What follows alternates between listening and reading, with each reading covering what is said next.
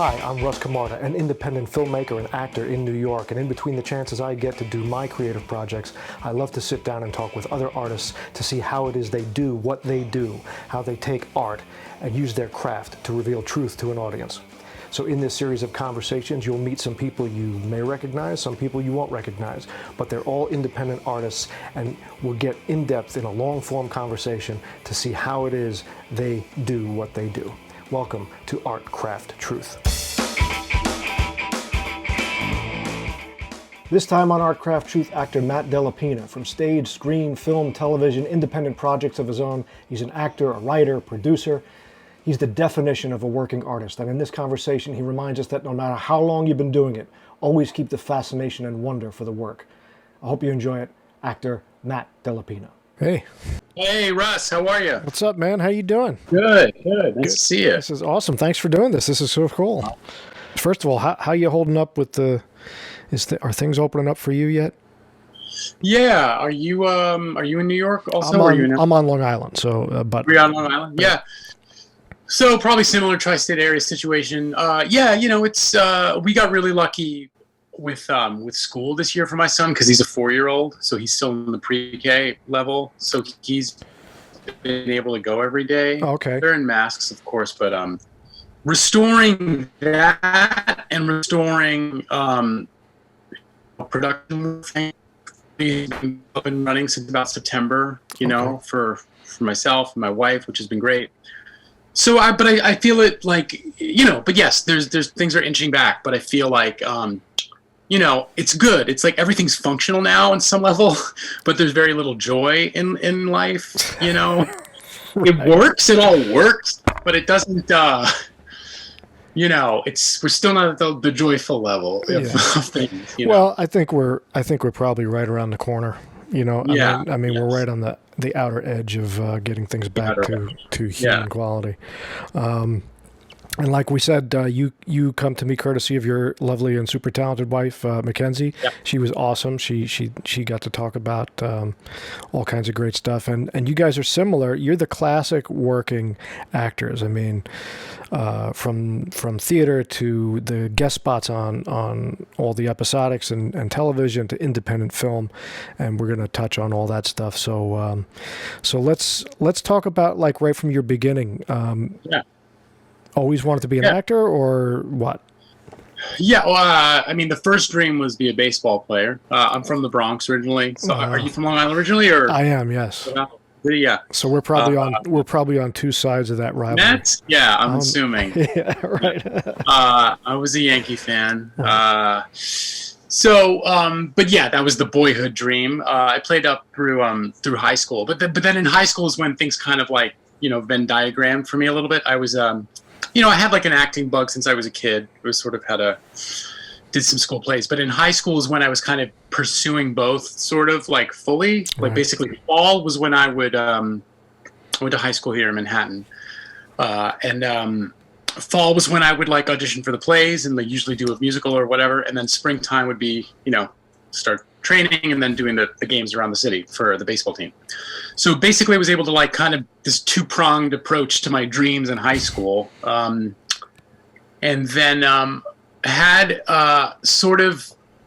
basically had a spot to play to play baseball in college at a kind of like a nice, kind of fancy liberal arts school in upstate New York, but I didn't really get as much like kind of financial help as I thought I would get, frankly. Right. It was a pricey school, so I opted for the state school option. I went to SUNY Binghamton in upstate New York, which in retrospect was like really a pivotal decision as far as like the freedom I had down the line as an actor. And I think that's something that could be explored later, because it was state subsidized, so it was like, and I graduated a little bit early because it was I was able to like kind of ramp some credits in the intervening semesters and some at like Manhattan College in the city in the winter session. But in college though, I wasn't good enough to play at the state university level. I think those are bigger schools probably. I didn't even really kind of pursue it at that point. What were you playing? I was a catcher. Oh, okay. And in the year before I went to college, I got like this weird like stress fracture in like my lower vertebrae from the kind of up and down crouching you do. Right. Yeah. And then it just kind of the realistic, I don't know, just the physical, realistic nature of it all kind of made that dream, kind of backburnered it. Right. But I still was very much devoted into acting. I loved performing, mostly the big intoxication of like being in front of an audience. That was what it was. Let me ask you me. this question: What were the kinds of things that they were teaching you there in that state school kind of environment? What were the kind of acting craft they were steering you towards? We had a great and a pivotal teacher. Basically, the Meisner technique was the big. At least with the sort of the head of the department at that point, Tom Kremer, a gentleman, wonderful teacher, and he was very much about just realistic listening on stage, being the way in to truth at every level. And it's like I understood the idea of it and I practiced it, but I don't think I executed it very well at all until 20 years later. Right. Well, that was one of the Meisner things, is that it takes you 20 years to really be an actor. 10,000 hours of 10,000 hours, similar kind of philosophy. But that was very much they were sort of generally rooted in that kind of Meisner approach. Right. And you got up on your feet a lot, I would imagine. You got to get up and actually do stuff, productions and things. What kind of stuff did you get to do? Yeah, we did. I mean, I was like many people, my way in was through musicals, so I did like what did we do? We did Assassins. We did. Oh, cool! That's the Sondheim musical. We did, but then we also did Greeks. Like we did, like the big fun of exciting thing I did was like there was this famous Greek actress who came in to do Electra, and I got cast opposite her as her brother Orestes. So that was kind of, and it was not just at the school. It was at the kind of like performing arts center situated at the school. So it was a little more like kind of fancy thing to it. So that was a moment of, oh wow, like I'm on stage in college, but I'm acting across. All my scenes are with this professional, sort of star of Greece, and on that level, that was kind of a confidence booster, and like. So I was lucky to get cast in a lot of parts there on the kind of main stage level, but also I really dug into and really enjoyed the kind of community theater stuff you can do at college. Sure. Now, did you? I mean, first of all, two dreams. $1 million shot in the bucket dreams. I mean, So what was mom and dad and family and how was that? Like, was it always supportive of that kind of stuff or? Yeah. Ultimately, yes, for sure. My dad, I think 100% the whole time. Absolutely. Because I think my sense is he'll allude in passing to, like, he went to Hunter College in the city and he like did a community version of a play there, like The Odd Couple. He like doesn't really talk about it, but it comes up because like he was an accountant and then a math teacher, but like I think he had the bug. A secret actor. Yeah, a secret actor. Yeah, and he was always very supportive and just follow your dreams kind of guy. As was my mom. I think at the same time, of course, she wanted me to. To be able to take care of myself sooner rather than later and pursue law school options or. And what were you thinking at that time? I mean, was it like, because this is kind of a key for particularly guys like you who, I mean, are working and this is your living, you're making it your living. Did you have that single-minded focus even as a young man? Like, there's no fallback here, or this is it. This is the road I'm on, or like, did that waver? Yeah. Did you doubt it? Like, how did those things work for you? I had a single-minded focus. Yeah, I really think it was. I think it was just because I guess you get enough, even at the age of like say 20, 21 when you're leaving college, you get enough kind of like yeses. They're at the college level, but if you get cast half a dozen times in something, if you seem to believe the praise you get after the show, which I've learned is mostly BS anyway, but I don't know, at that point you're willing to believe it. Although,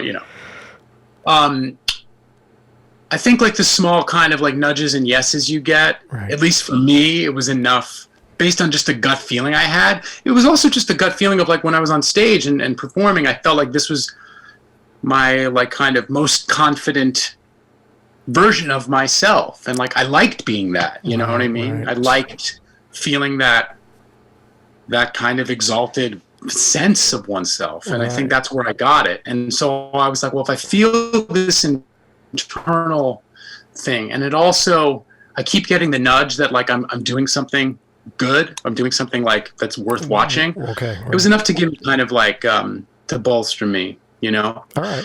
And then we came out of college, and then it was a great school, and a lot of opportunities were given me, but it was not like a BFA. Then there's like a showcase, and then there's like all your professors are also like working on TV or in New York Stage. It wasn't like that. You know, so there was a lot of wasn't Yale, or one it wasn't Yale or one of these great institutions. It was you kind of just like were shot, basically left, more like thrown out of a van on the side of a road and be like, figure it out, and everybody experiences that wherever they went, but there was very little kind of connective tissue between that and like open up backstage and then like showing up at Equity open calls at 5 a.m. outside the Equity building. I like your description because that's pretty much it, being thrown out of a van at about 65, 70 miles an hour, and good luck. Yeah. Good luck, New York. Yeah. So was it, all right. So that, and again, that fits with a lot of things I've heard about when artists I talk to is there's that just nugget of encouragement that builds on the next nugget of encouragement. And then it's like, okay, I can hit this ball. I belong here. And that's what keeps you in the game. And you say, I know I can do this. So was it right out of college? Were you thinking theater? Were you thinking, I don't care what it is? Were you thinking film? Like, what did you want to be and do? I was thinking, I was thinking theater. I was thinking theater. I feel like I didn't really get my mind set on like really pursuing a career in television and film until like I was 30, because until then the thought of like just becoming a professional actor and earning money to act was a miracle in and of itself. I didn't worry about I need to make money, like right now. I just was like, if someone's going to give me a check to do a play or rehearse for a week, like that feels major, that feels like I'm getting away with something. Right. So that was it really was theater, and I loved it. Because I loved doing it. And did you do what everybody did, the backstage, open a paper and just go to the calls and all that stuff? Or yes, I did. At that point, online castings were not really a thing. I think it was a lot of just like getting the Backstage magazine and like going through and circling and then showing up. And at the early stages, before I was Equity, and even when I was Equity, I would, and you got to like find your place in line. I learned the best technique was like to show up really early. Luckily, I was always a morning person, so I could like get up at the crack to go to the Equity building and wait outside and like get a donut and a coffee from a stand, like a deli stand, and then just sit with the Daily News for like 2 hours before they open the doors. Wow. But like World Series tickets, if you're like the very opposite of World Series tickets, it's like a trip to hell, basically. But like you're the fourth person online at that when they open the doors, you'll on the honor system go fourth, or you'll get to pick what time you can audition. Okay. So oftentimes I would sign up, go to my shift at the restaurant, or back home to take a nap, and then show up at like 2 or 3 o'clock in the afternoon to actually audition. So you're literally the cliche of all of us is the working in the restaurant. Yeah. Oh yeah. Pounding the pavement. Did you do, because this is probably, we're talking like what, for you, maybe late 90s, early 2000s kind of a thing? Early 2000s, yeah. Okay, all right. So for you did you do the one-on-ones and Actors Connections and all that stuff too? Yeah, I found my way to that. Maybe like 4 or 5 years later, I found my way to those. I was able to get my first kind of representation through one of those. Oh, really? Okay. Which one? Yeah, it was a commercial agent. But it was like, she really was really... small. I think it was like a part-time thing. Which showcase service got you that? It was it wasn't Actors Connection. It was one-on-one. It was one-on-one. I think. Yeah. Those are all pretty good. So yeah. Yeah. They and she was like non-equity commercial kind of thing, but I got a couple through her, and it was just another these like nuggets of encouragement that helped me at least get a little bit of footage back. But again, I was still so headstrong to like become like a theater actor, you know, because that's all I knew. I never knew the only actors I knew were ones who did like regional theater near my college, or fellows I was like auditioning with. So what's the first one you get, and is it the theater, the first gig you get where you're like, okay, I got a show, I got a job, however long it's going to be, but I'm an actor and they're paying me for this. What was that? Yeah, the first like paying. So there were two levels of this. The first like paying job I got was like maybe like 6 months after college. I did like it was called Dandelion Productions, and they basically did like tours of children's theater shows. Right. There's a few companies like that, probably still exist. There were several at the time where like sort of not even a bus and truck tour, it's just a van tour where you and the set collapsed is in a trail. No, I guess it is a van and trailer tour. Right. You basically, it was great. I mean, it was like 6 weeks going down the South and into the Midwest. Wow. We did something like basically a children's theater adaptation of The Nutcracker. Okay. I was said Nutcracker. But I also then had to like, you wake up at the crack of dawn, right? Drive to the school, build the set. Right. It's sort of like this kind of collapsible foam board. Right. Do a sound check, get dressed, do the show. For kids who aren't paying attention, write the set, fold it up, put it in the van, go to Dayton, Ohio, which is 7 hours away. Right. I drink too much beer, be hungover the next morning. I did a similar thing. It wasn't for kids who wouldn't pay attention, but I did that back in the 90s, that murder mystery dinner theater stuff. Oh, sure, yeah. So basically drunk people who don't give a shit what you're doing. So, and exactly. you go get there early, and I produced it, and we built everything and costumes, and then go get drunk at the bar after the show. Exactly.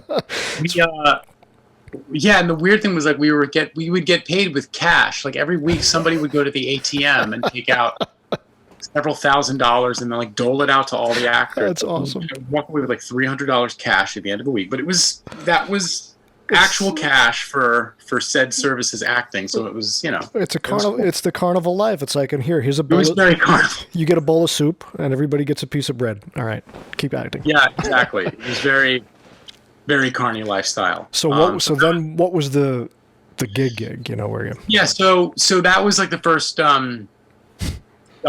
And then the next kind of like gig that was like, here I am in New York City, like I'm an actor on some visible level, was there's a theater company called The Civilians that has been around now, oh my God, it's like probably almost 20 years at this point.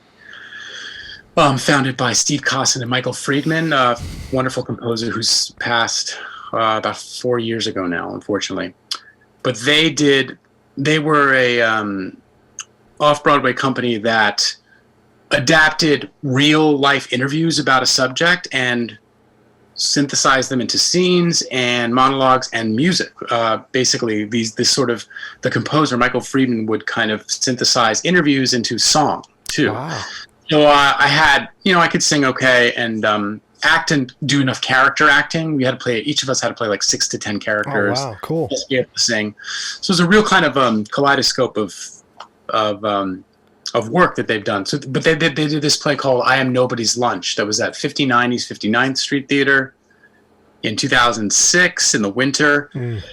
And it was and then part of it was like going to Sundance Lab to work on it, and then there was a tour component like the Huntington after the fact. So it was a cool like, oh whoa, I just booked like a few months of work on a visible level. And was this were these interviews like regular people type deals, like exactly. Oh, wow, cool. Exactly. Yeah, I mean they've done anything from we did a project maybe 10 years after that about the Atlantic Yards project and how they were putting in the Barclays Center. So much of a few months earlier was spent interviewing people who lived there that were getting displaced or bought out of their apartments so that they could gut this few streets to put in this Atlantic Yards project. And did he sort of like thread a story through it, like a through line through it, or was it just sort of these vignettes, or like that sounds so fascinating to me. Ultimately, because you choose a theme, that kind of way has a way of focusing the interviews. Right. but it was very much, I guess it's like vignettes strung together with the kind of coherent theme, I guess is the best way to put it. But yeah, so that was a really fun kind of like, I guess, New York debut in essence, where I feel like I had gotten a better agent by that point, like a legitimate agent who like would send me out on like, theater and TV stuff. Right. I was in, it got reviewed in the New York Times. It got a really good review there. Nice. Yeah, and it was like a kind of company that was on the move. So it was sort of you're a New York theater actor, introduction, and from then on, I mean, that was really, that kind of set me off. And while I did regional theater throughout after that, for the next like 10 years, I was really a theater rat in the city and around the country. So let me ask you this, because we're going to get to this eventually. During all this, as being an actor, are you writing as well? When did that? Yeah. Is this always been part of your thing? And what kind Not always. Okay. No. So as many can relate, I mean, despite the fact that like I feel like I've been lucky enough to be generally busy most of my career, there's always gaps. There's always gaps of a few months to a year within there. Right. And in those gaps, it's dark, it's depressing. And I struggled with that. I struggled with feeling needed, feeling useful. Like, what am I building toward? If like at the end of a few gigs in a row, I'm just still waiting for the phone to ring. That was, it's like so just coping with rejection. Right. And people think like, oh, what, 20 years into your career, like it must be a lot easier. Like it's just a sort of, I don't know if it gets easier. Yeah, I talk about this with friends sometimes, you build up a callus to it. I think yeah, you do. But in the beginning, it was still so new to like wait just to have these gaps of work where I would still be, making money at the restaurant on the side. But so it was depressing. So basically, that's the short of it. And within that, I found that one way to make my days feel useful or weeks would be to just kind of carve out just a little bit of my own writing. And that shaped itself from like writing songs on guitar to slowly shaping some scenes and also ultimately a solo show. The first like finished piece of writing that's more than a few minutes I ever did was a one-man show. I did. Wow. So that was kind of the work of off and on about a year or two. So that started, but the writing part of me is always something I admire writers, I think, the most of any artist, but I never felt like I had the discipline and the kind of, just frankly, I didn't think I was smart enough or had the creativity enough to like put pen to paper in a diligent way. But once I realized I could finish something, whether it's a song or like even just a one-man indulgent show, right, that gave me enough confidence to keep going. So like the solo show, I was lucky enough to got programmed at Ars Nova, part of their like New Artist Festival every year. And so for that particular thing, are you playing a character, or are you creating something that's sort of built around you? Or that's an interesting way to write. You're writing for yourself, but are you actually applying your acting craft to you, to your character of you? Yes, very much. I feel like in everything I write, I feel like most of everything I write, it is a way to give me or a kind of character I would play an opportunity to act. So the solo show was generally like my narrative, like me kind of as I am dialoguing with you now, but there were characters throughout, peppered through, oftentimes my family or people from my past or schoolmates, Right. But I was kind of the centrifugal force, Right. And when you're doing that, and when you're playing it, because you got to get it up on its feet and actually do it finally, are you? This is because it's an interesting. I don't talk to too many people who've done this. Are you playing a character? I mean, there are other characters in it, but when you're like, is it written out and are you memorizing it like a script? Is there sort of a skeleton structure that you're filling in because you know it so well? Like, how do you? It's written out. Yeah, it's absolutely written out like a script. The framework was that it was basically me, a version of me going back to my high school to give a kind of commencement address. But I myself spend the commencement address sort of like going off topic and off tangent and wondering what I've ever done to deserve to deliver a commencement address. So it's sort of a neurotic commencement address. Is the best way to frame it, you know? But it was written out, yes, completely, specifically. One kind of cool aspect, because I've seen solo shows like John Leguizamo or Nolaja's Son, where they're just going from character to character to character and transforming in front of you on stage, and it's miraculous. I don't feel like at that point in my life I could do that kind of thing justice, frankly. I don't know if it was just fear or my just acknowledgement of my real limits maybe at that point. So what I did was every time there was a kind of a character, I had filmed that version of me. Like say it's like my dad, right? So I'm like, and then there was a conversation with my dad. And then like behind me on this big projection screen would be me in like this tweed jacket and glasses being my dad. And I'm dialoguing with the video. And there's space in the video so that there's room for me to talk live with a recording. That's great. So it was kind of cool. Like, and I wanted to make it kind of a multimedia thing. So I thought that was like a fun little novel twist on the story. So that happened like a dozen or so times over the course of the play. Wow, that's neat. And does that, when you're doing something like that, I mean, every kind of writing is, and every kind of performance and acting, you're bringing yourself to the character, the pieces of you, truthful pieces of you. But for that, it's very specific. Did you kind of find revelations in your own life as you're putting this stuff down? Like, as you go, I didn't think I thought of it that way, but actually I do think of it that way. Or that, like, did you discover things about yourself and your life doing that? Or was it just sort of entertainment? No, it's interesting. I will say that writing that thing came on the heels of a couple of years of therapy for me. That came after.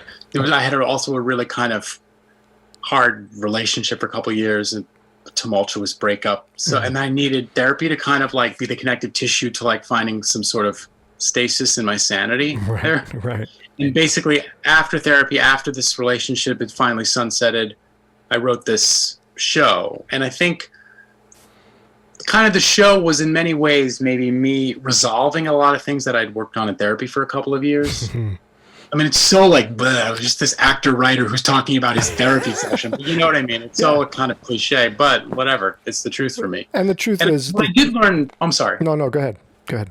What I did learn was more about performance. And what I learned was that being in a solo show, I was worried that it would be so with all eyes on you and you're the only one there for an hour, that it would feel like this like real pressure cooker to kind of stay interesting at every moment. And in the beginning, it maybe felt that way. But what I realized actually in a solo show was that, I could really I could breathe more, and I had a lot more freedom as a performer than I ever thought, you know? Even though I was maybe more under the microscope, I actually felt more relaxed in a solo show than I had in many other ways. That's interesting. Why do you think that is? What do you think that's about? Probably because the rhythms are yours. They're not as dependent on other actors, frankly. Right. So maybe it's just more technical, but it was a surprise to me. And I think what we forget too, and it's really exemplified there, is sometimes we forget that they're there to see us. They want to, it's like it's like you don't have to, they want you to do well, Yeah, not everyone there feels the same way about you as you do.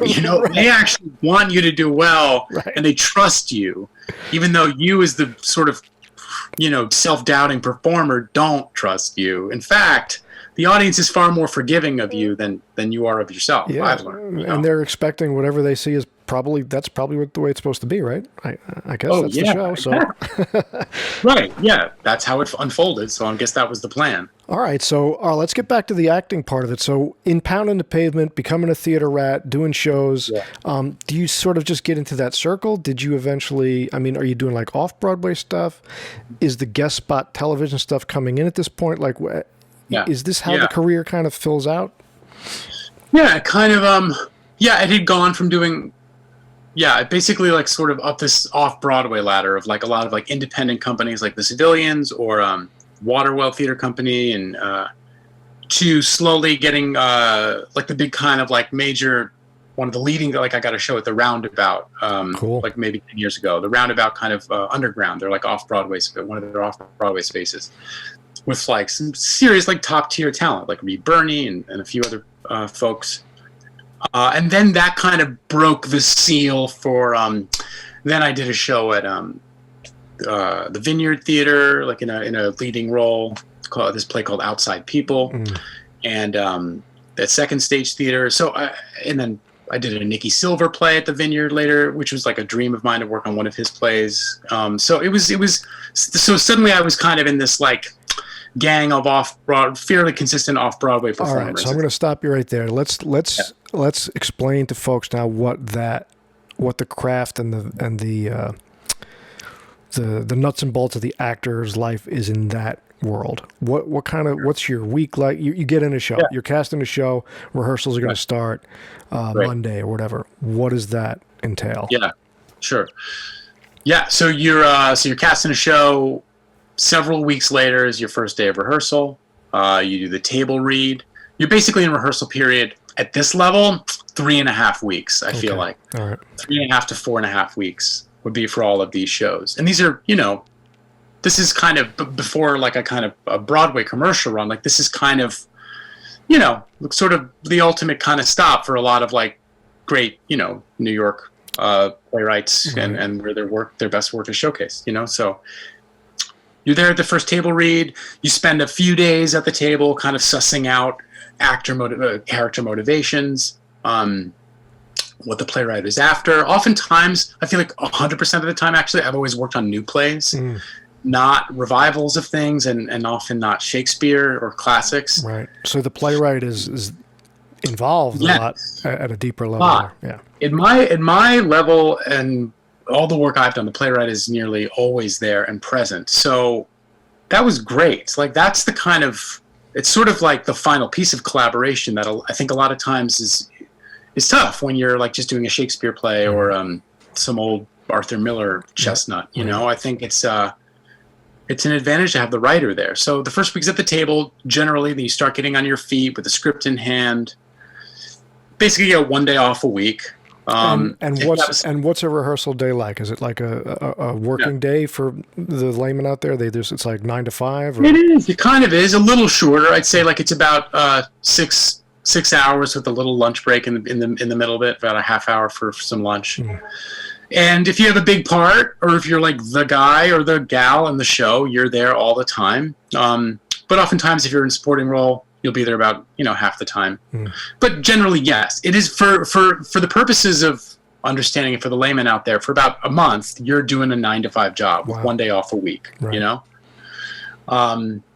Then you get into the sort of tech week, and then tech week is basically when the actors and the whole team basically finally moves into the theater proper. So you're basically rehearsing in a studio for these 3 weeks. The final week, you're back inside the theater where it's all going to go under the lights, be involved, enmeshed with sound, and figure out where you're going to walk when, and like the problem solving of props, the real like nitty gritty of the show. Right. So that takes a lot of time to iron out. So you're in tech week, and so those days are quite long. So for about a week, you're doing 12-hour days, typically like 10 to 10 or 11 to 11. Wow.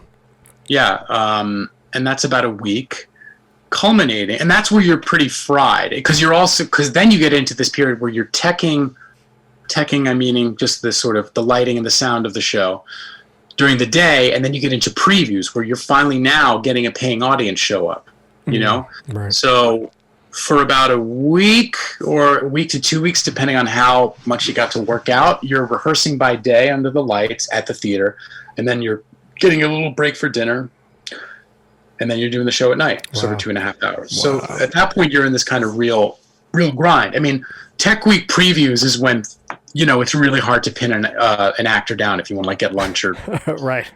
You're dating at that point. Like you're kind of dead for you're in a dead zone for a few weeks. And and during a Tech Week, when you're doing these 12-hour days in a Tech Week, I mean, are you always kind of up on your feet as an actor, or any just kind of, do they ever just do like cue to cue? Let's just, run sort of the cues of this thing, and we don't have to do the whole fucking show every time, or what? Yeah, of course. Yeah. Oftentimes, like if it's we just really need to figure out this lighting transition and how do we move this tabletop to the other side of the stage. Like, we're just going to work on the cue. Right. And oftentimes in the shows I was doing, there's some stage crew, but the sort of mode of the last 10 years or 15, 20 years is that the actors, you do your thing, it lights down, and then the actor's picking up the flower pot, moving it off stage as they then wheel on the bar, so there's a bit of a dance. That's where the training of children's theater out in the South comes in handy. That's where that shows up. All right, so this is interesting. So, because we're going to get into some of your television and film work, which is a whole different sort of process. I mean, as far as what the actor does with the writer, but in the theater, this is, especially at that level, with new plays and new playwrights with new works, is it a real collaborative thing? I mean, is everybody, I assume every project's different, but is it everybody kind of contributing to the story of it? Is the playwright working things out? Is he kind of, or she, building things around? Like, how does that collaboration work on that? Oh, yeah, absolutely. I think everyone is still very much figuring it out as we go. I mean, in the course of Tech Week, rehearsals, Tech Week through previews, the playwright themselves is still figuring out how best to optimize a scene or an act. So some actors don't like it, but I love like coming in and there's like new pages to work on for that night's performance, you know? Why? Why do you like that? It just keeps me on my toes. I've also had some history doing a lot of improv comedy, so I kind of like freshness. You know, a long theater run can frankly get, it can bore me. I don't know if it does everybody, but for me, after a month or so, I feel like I'm ready to move on. Right. So I like when there's something new to work on, and I like the feeling of like the playwright being on their toes when that moment comes in the show to see if it's like working and how you can finesse it. Like I love that. I love rolling with the changes. Do you have any memories or moments, specific theater moments where you're like, man, that fucking worked. Oh, we got it. Or the audience responded to something that you did or happened in a scene that you were in where it was like, truth. Yeah, I do remember. Yeah, there was a play, this one we did a roundabout called Dream of the Burning Boy, written by David Reed, who's now gone on to write for Schitt's Creek. And oh, cool. Wonderful playwright. And it was at the very end of the scene. It's sort of a tragic play about a teacher who's lost his son. Wait, what am I? Oh, I'm sorry, I'm getting it wrong actually. But basically, there's a loss of a son in the thing, and there's a teacher, sort of an elder statesman teacher, and I'm his guidance counselor who's just sort of trying to help him out. But they worked out this moment. The final moment of the play is always like kind of the trickiest one. But there was a final moment where he was explaining this dream he had, and it had always been delivered like kind of internally, and then the lights would go out. But we kind of worked on it, where he would deliver this monologue, and then there was a final gesture that he did where he would look at me, who's now this kind of surrogate son who's entered his life. So before the lights would go out, there was like this eye contact that happened between us, where I think maybe he's realizing like, oh, well, there is this other young man right before my very eyes who's been trying to get into my heart this whole period of the play. So there was there was one of those electrical moments where the actor was Reed Birney, who's wonderful and become a friend since. And he just sort of like laid my eyes on me. The lights went out, and we knew that we captured it, and that's how it stayed for the rest of the process and the run of the show. It's magic when stuff like that happens, and not it's not just self-indulgent for us actors, but they got it out there. They felt it. That you can feel a visceral kind of thing. That's the thing about live theater that I hope people return to, and people who haven't experienced it, who are just looking at things through screens like this. It's like there's nothing like that, And this was a small, I don't even know, 75-seat theater. So the performances could be like intimate and nuanced and really specific and realistic. So those kind of gestures like that would read in a smaller room. Right. You know, Right. I love Broadway. I like wish the best. I hope they find a way to make it all work. I really miss though. I really miss like 200 people in a room just Yes. watching a smaller like play though. That's my favorite stuff is you know, 140 seat little, you know, half circle, you know. Yeah. Oh, I love those kind of theaters. Yeah. You know? Yeah. Yeah. So, so during you're doing all this theater, are you at the same time doing the television stuff? Is that sort of creeping into the career? And what is that experience like? Were you doing like under 5 stuff first, and then you'd get guest spot kind of things? Like, how did that evolve for you, and what was your experience there? From the outset, my agent, the one I met after working in the Civilians play, would send me out from time to time for TV stuff. We'd have pretty good auditions. The first one I ever got was like a 2-line role on like a Law and Order. You know, I was like a cameraman. It's the rite of passage. Really the rite of passage. It's the rite of passage. It's perfect because it was like my first television job. Thank God for Law and Order.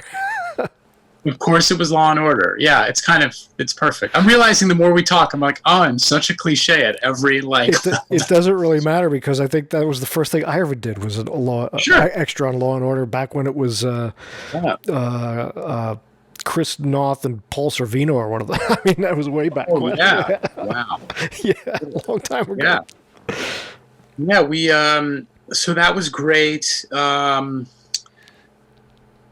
Yeah, and then I did a play Off-Broadway, but that was all kind of, it was basically, I can't say it was much more than that for a few years. Like, frankly, I think that was it for a few years, sure. TV-wise, you know, because the other thing was like I was often always in a play or out of town, and so you're kind of booked out. And this is before the era where everybody sent self-tapes. Right. Before you were in a regional theater gig and you had to send a tape for some movie 6 months later. Like, if you weren't in town, you weren't auditioning. So I was out of town a lot, or I was in a play and I had a theater out, meaning like I had to make a theater curtain at 7 p.m. every night. So nobody in a New York Blue Bloods or cop show or law show wants to put you, because when they have you for the day, they own you. And like you're getting paid enough so that they can like own you. So they don't want to have to adhere to some guy with a small part to go to his little play. Right. So I just kind of booked out a lot of times, you know? Right. And then I did a play called Telephone at the Cherry Lane Theater, which got some notice. That's when I finally got hitched up with a manager, with my management company. And they kind of really started busting the doors down for TV. They had a lot more clients working in TV and now, comedy. just as a tangential here, explain the difference between like an agent and a manager. I mean, actors have a lot of different people that help them, publicists later on and all that stuff. But what do those two things do? What are the managers? Yeah, just a manager, just to be general, is a little more hands-on. At the beginning, they'll take a little more of your money, and they have basically a smaller client list, because oftentimes a good agency, they've got hundreds of clients at any time that they're trying to either submit for projects or service while they're at work, or it's just a big company. Right. Management companies can be, you know, several dozen clients long as far as their like lists, you know? So there's just a little more, it's just really just kind of the same purposes there, but they're just sort of an extra bit of firepower on your team. Do they work in tandem? Like, do they communicate with each other? And yeah, now with my current agency and my manager, they work really well in tandem. That's not always the case, but your manager is kind of like your, like, you know, when Rocky goes to the corner of the ring, like they're the ones, you know, pouring the cold sponge down your head, you know, and your agent's like in the first row, you're like, come on. That's that's so perfect. Go for it, but not getting dirty as much, I guess. But that's a strange metaphor, but it's not super wrong. I kind of like that. That works. I think agencies used to, I think like when you got a great agent, like say 30, 40 years ago, it was different. And the managers weren't as much of a thing. Right. So you did have a great agent and they were your corner man, but they were corner woman. But over time, these companies grow, the lists get longer. You need someone else to kind of join in, Right. take a little cut of your money to like push you through. So you get that management and and that's when like things kind of like ramped up in the TV world. That being said, like I still was generally getting like co-stars roles, which would mean for the layperson out there, you know, more of a functional character, more of like I played like the manager at like one of the main person's restaurant where they worked, you know, so I had a couple of scenes where I'm like, you were late, watch it, you know, that kind of thing. Right. So it's like you're there and maybe you get a couple scenes, but you blink, not like you blink and you miss them, but they're not integral to this real story, right. you know? But you're a series regular on whatever that is. You're in there somewhere. You're right. But you're in there. Yeah. But you're in there somewhere. You're on the show. Right.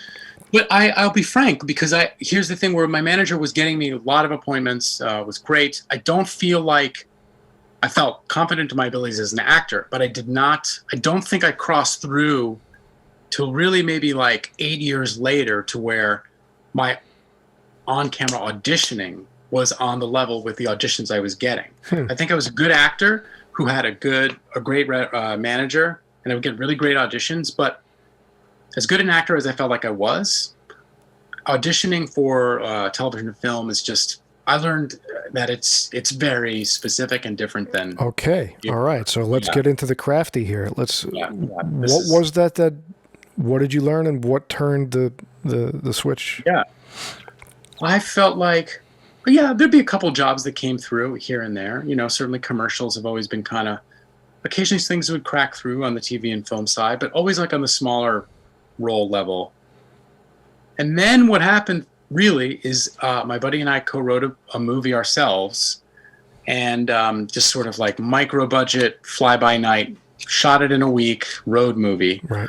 But what happened was I was watching, at the end of the day, we would watch the dailies on our laptop at night, and I was watching myself on camera acting in a film every night, you know? Right. So I realized the scale of things I had to do to make it what worked. Like why does this take work of our scene, but take 3 was just kind of whack? Was I just like hammering the joke, or is my just sort of the angle I'm looking, or is my point of focus a little off? Right. So that it's so silly, but it's true that once we've shot this movie, this kind of guerrilla movie after a week, and I saw myself on the edit and everything, the dailies.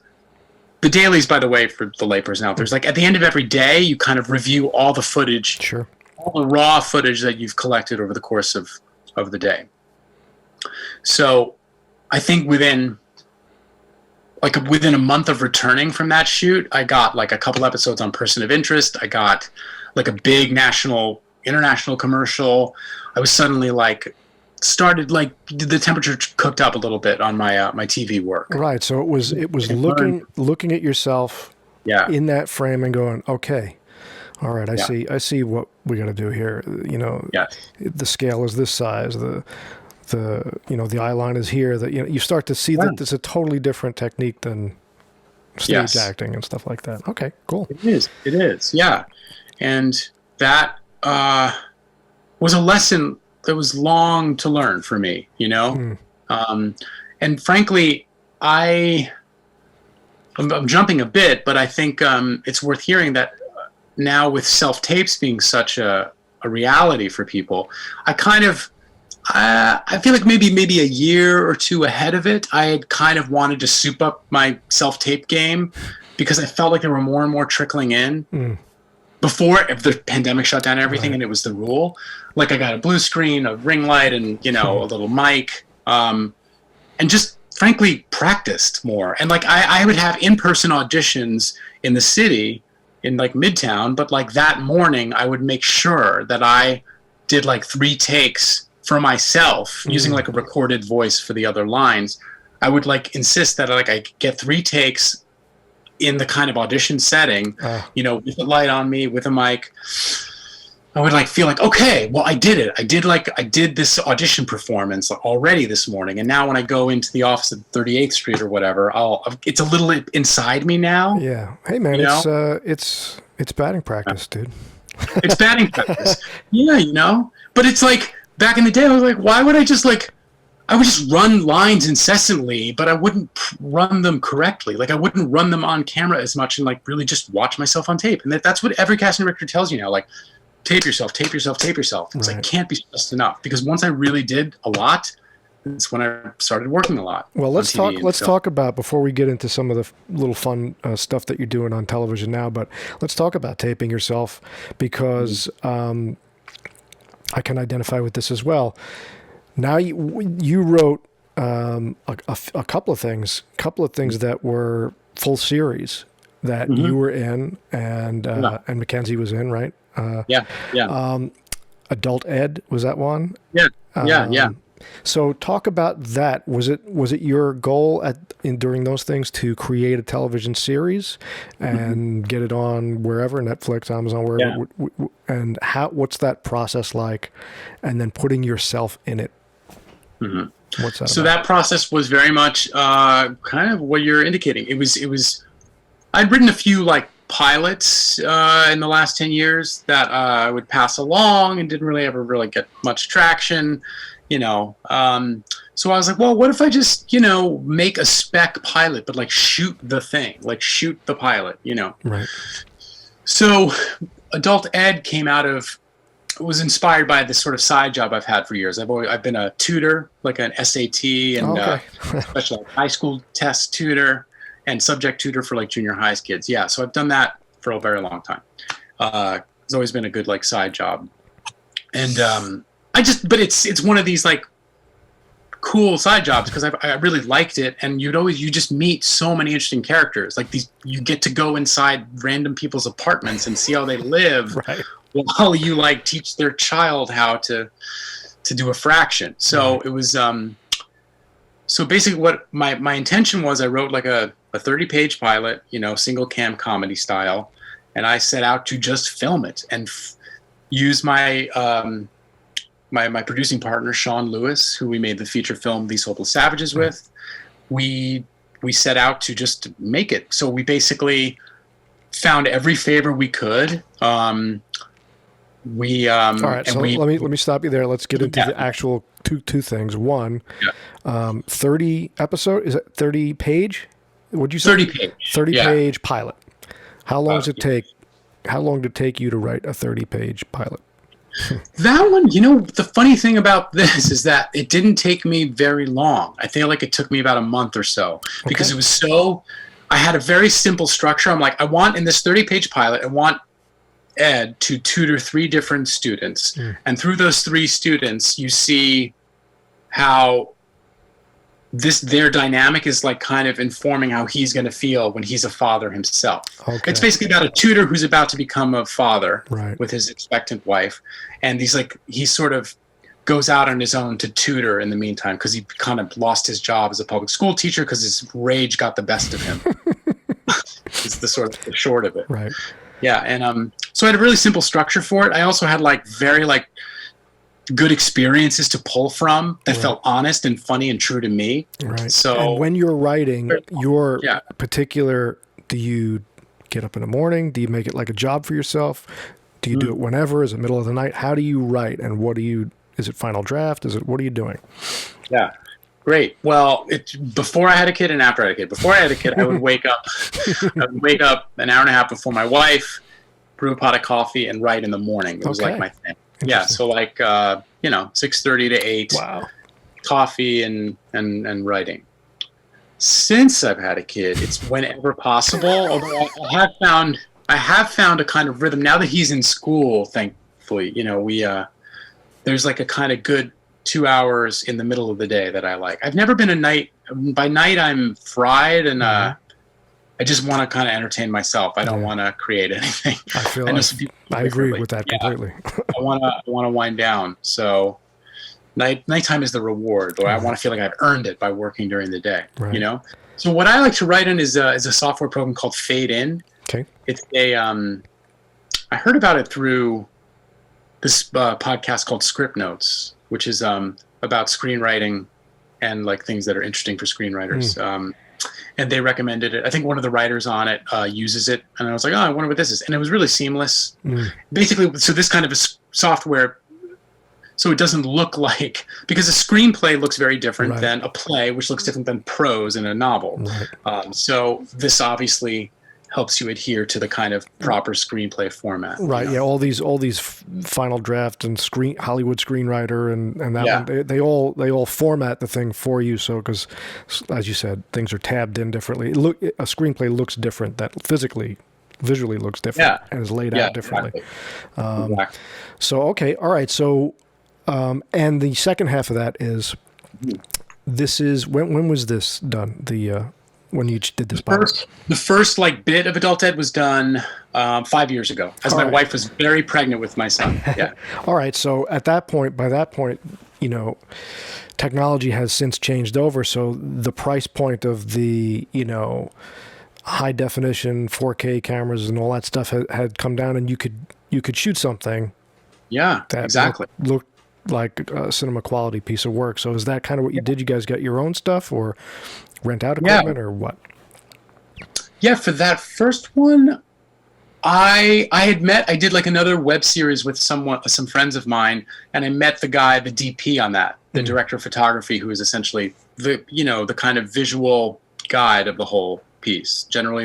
And at this level, he's usually holding the camera too. Right. So I think for that one, I think we actually got, I forget exactly, but basically we either rented a camera and lenses from this place in Adorama, this camera shop in Midtown, or so basically that was the story. I hired him for like very little money. It's sort of a favor kind of situation. I think it was like for the weekend for like a good camera and lenses, a couple $100. Right. So, So this is the lesson. Nothing. This is the lesson for artists in the world that we're in now, and if you want to do it, you can do it. You can write, produce, and do some quality stuff, and get it out there. And there's a vehicle to get it out there. So, what do you do with that pilot once you've written it, shot it, it's cut, it's cleaned up, it's ready to go? What did you do with it? So then I have basically that 30 pages is now basically like a 23-minute kind of, premise or a pilot that I think would elevate my like written pilot above something. Why give somebody something to read if they can like see the show? Exactly.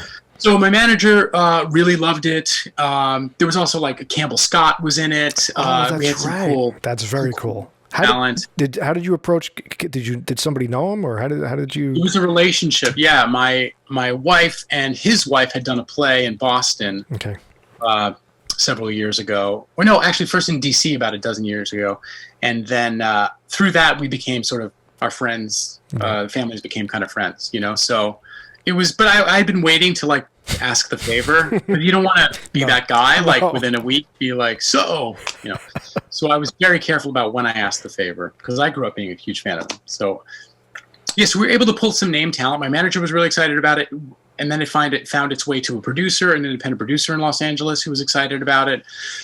And, felt like there was some activity. They drew up a list of places they were going to send it to. And then, no one really, no one bit is how it went. So I, took the blow. And then I realized, well, if we cut this up into like 3 different parts, this 25-minute thing, we'll have like a little bit of like a small web series, So that's what we did. That was season 1. And we got that out there. We filmed 3 episodes independently for season 2. And the grand total of all of this, like expense-wise, of like 6 episodes of this show, just for everyone to hear, was, I think, under $4,000, right? Right. Okay, so that's 6 episodes, and that's paying everyone something. Right. And every actor got like the minimum, sort of expected SAG like rate. There was a lot of favors with like the DPs and sound, but everyone got paid something. And like, so it's very doable, Now, let me ask you this question, because a lot of people do that and are trying to do those same things. Yeah. What was your idea on when you put it out there? Where were you going to put it? How were you going to drive traffic to, like, was that part of your thought process?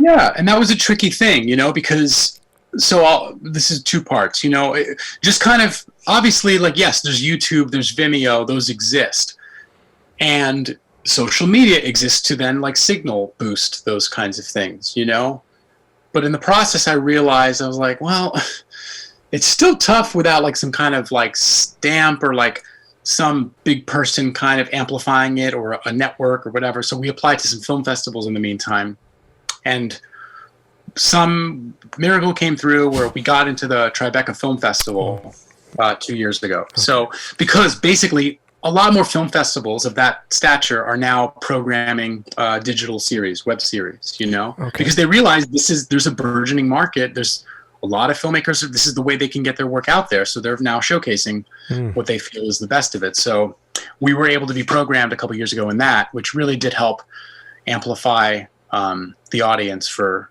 adult ed when we finally released it. I mean, that's the big thing, because it's like we said, it's the price point and the technology. If you have the craft, if you have the skill, if you marry those two, it's anybody can do it now. You can get out there and do it, but who's going to see it, and how do they know it's there? That is still the toughest part. And even after this great film festival, it's amazing, but it's not like, and now you have distribution to Netflix.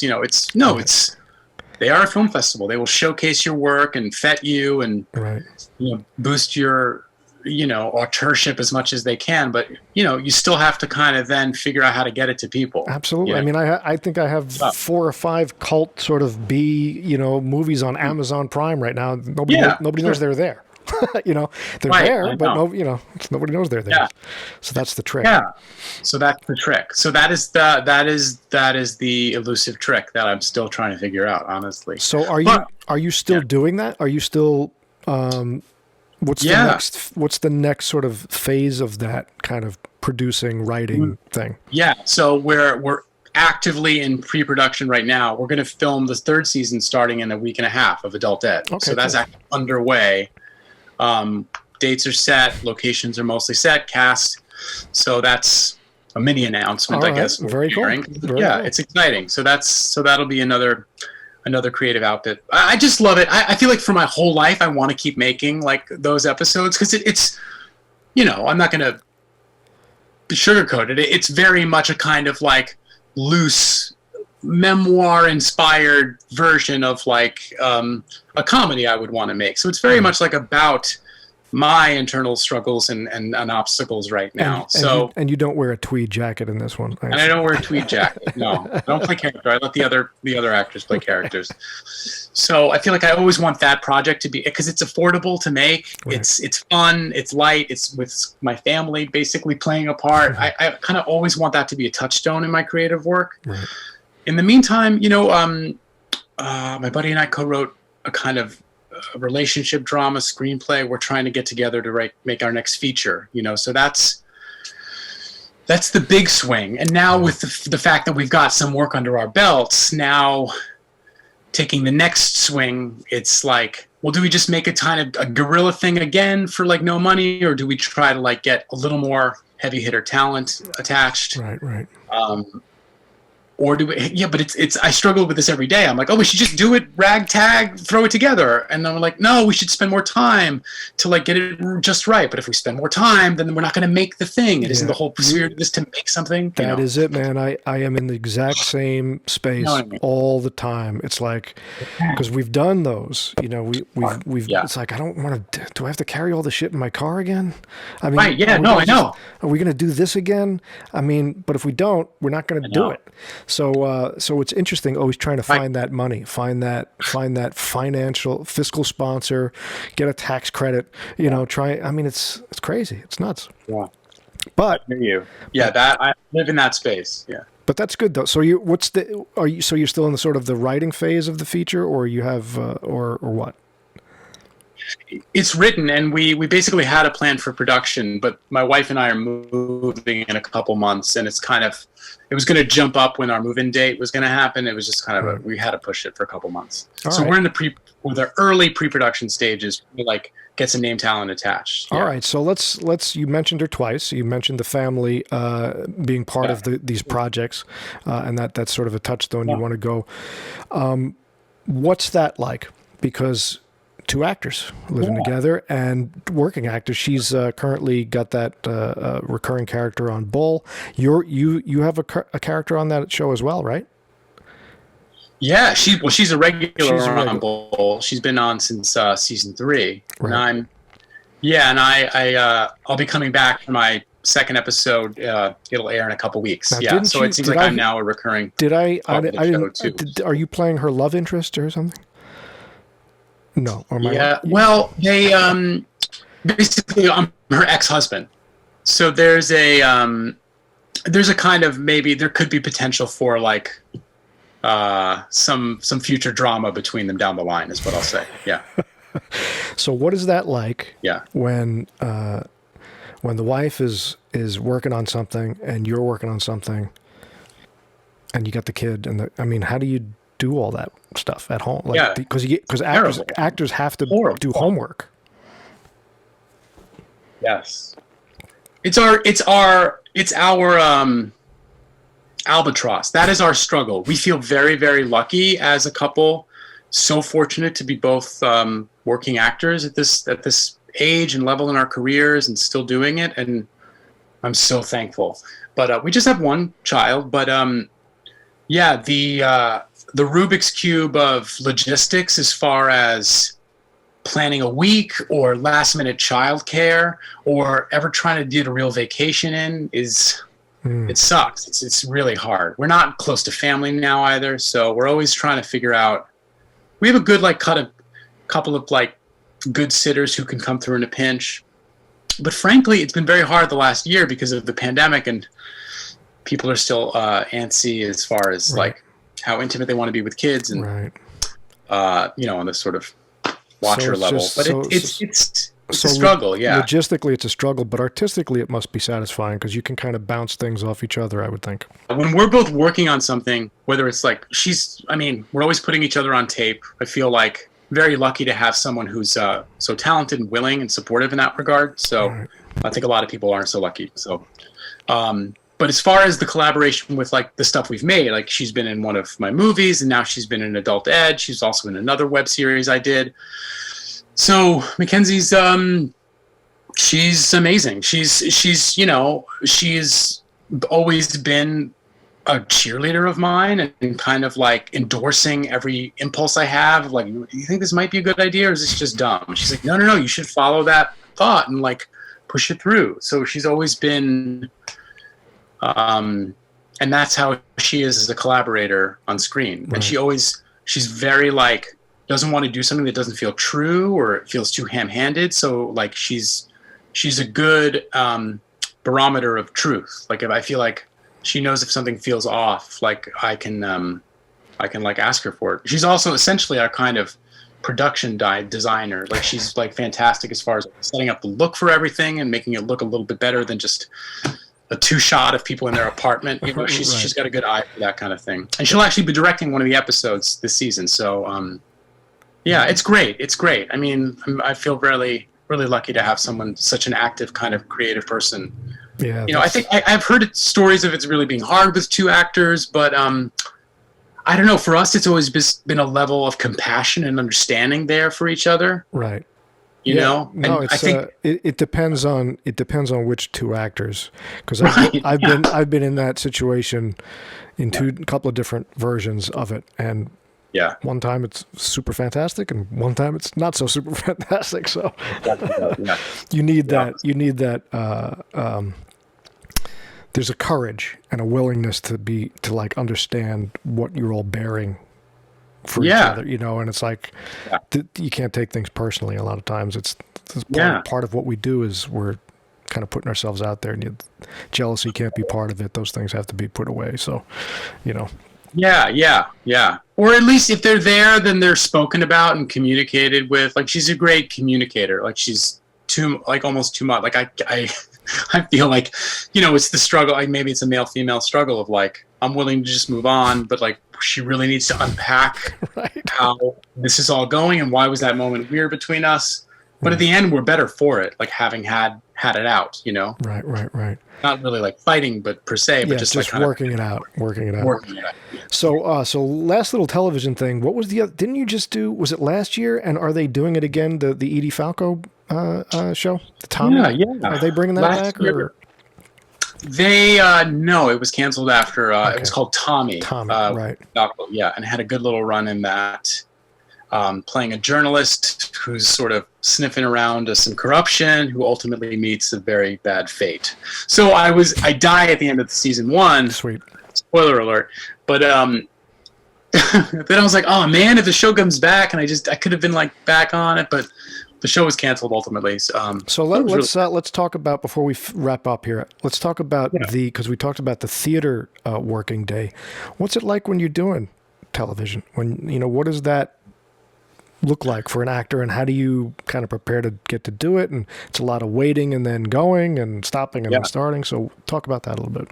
Yeah, sure. It's so exciting that it can be hard to focus. I feel like I still get really excited by walking onto a set and there's like 10 trucks and craft services and whatever.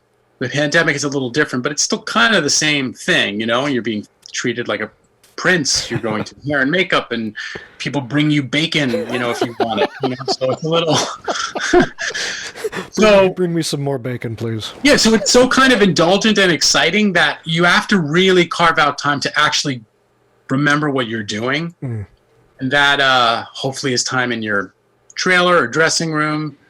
So. Yeah, but you can be called usually at the break of dawn. Like a typical day is like you're there at 6 a.m., and those are mornings for me personally that can be stressful, because sometimes if we're both working, someone else, like a sitter, will wake up with my son and we won't be there in the morning. And that's been a tricky thing. Sure. So I'm on set and I'm like checking my phone in the dressing room, making sure he got to school okay and didn't cry too much. But then finally once you're doing it,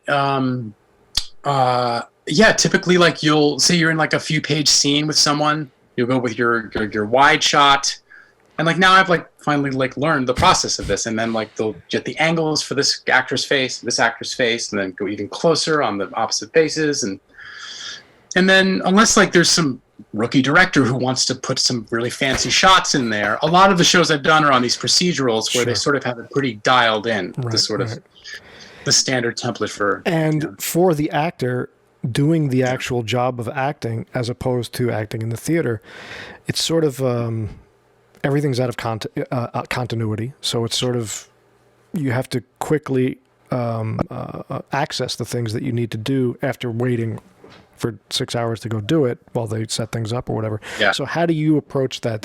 Is that something you had to learn along the way coming from the theater, or did you know that from your training? Yeah, I think it's something you learn from theater, and that's about prep before the scene starts shooting, and really just whether it's emotional or just really for me, it's just telling myself the things that have happened before this moment that's about to start, because that can help me bridge the gap of logic between scenes. If I've got a few scenes, but we're not shooting them in order, right.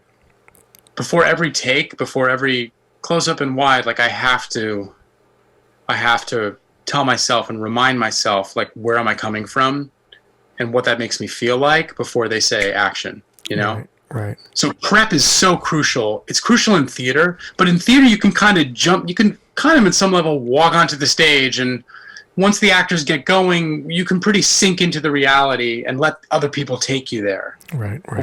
With film, it's there's 28 crew out there. There's another actor who's kind of phoning it in because it's not their coverage. Right. So you have to generate more, and you have to remember one thing, frankly, just more of a technical thing, I learned is that eye contact with the other actor and keeping your eyes up is major.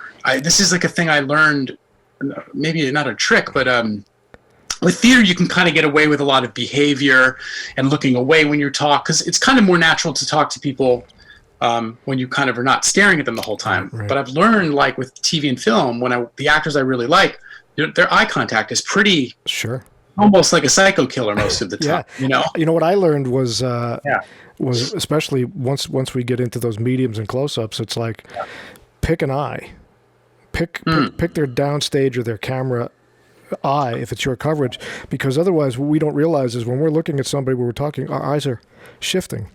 So in the close-up, you'll see these. So it's like if you're an actor, just pick an eye, pick a downstage eye, and just that's interesting. I like that. Yeah, because otherwise you end up looking shifty. Sure. Yeah, I'll steal that. That's good. You got it.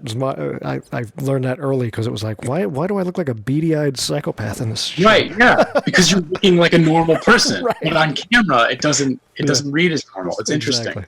All right, so this is cool. You exemplify the classic working actor. You're doing it. You're living it. You have a great partner who's doing it. As we wrap up here, and you're trained, and I mean you're a craftsman, and what do you tell that aspiring actor? Because like you said, I mean, I'll bet that part of why you love that tutoring is you're a teacher underneath all of this. You know, what do you tell those aspiring young students of it? Yeah, to follow what feels scary, I think, really for me, because like I'm going through it now on some level with planning this production again. I know when we're on set and shooting and I'm going to love it, but right now it's all fear. It's like this ring of fire I have to cross through. My solo, when I did the solo show, it felt like that. I'm like, who the F do I think I am doing an hour alone on a stage with me doing silly faces on camera? Like, I'm like, the doubt that creeps in is normal. I would say that, but like following the fear is a tenet I learned at the People's Improv Theater that I feel like is so strong. Like follow the thing that gets you kind of nervous and worried. Right. And it's oftentimes like you're vibrating in that way because it's like what you need, the next kind of part you got to go through. Like it really is like, and really like there's no growth without like hardship and like struggle, and it's wow, that's super on the money. I think it even applies to, I discovered that when you're working on a script, and I know you've probably come across this too, where actors tend to everything's going great, they love their character, and then they go, but this one line, can we rewrite this? It just doesn't seem to work with, and it's like, that's probably the exact thing you need to get. Yeah. No, I think there you go. There's the truth right there, and it's the same applies in life as well. Yeah, 100%. I love that. That's awesome. Well, Matt, my friend, I really appreciate this. It's my pleasure, I have a tremendous respect for everything you're doing, and envy all the work you get to do, and just keep doing it, man. It's you're holding the flag for all of us out there. Keep making these things. Keep writing. Keep producing. Make that feature, and I'll follow along. It's just so awesome. Awesome, man. I'll check out your movies too. Now I'm gonna go on Prime. They're fun. I'm a psycho in most of them, so it works out. But thanks again, man. I really appreciate it. My pleasure, Russ. Take care, man.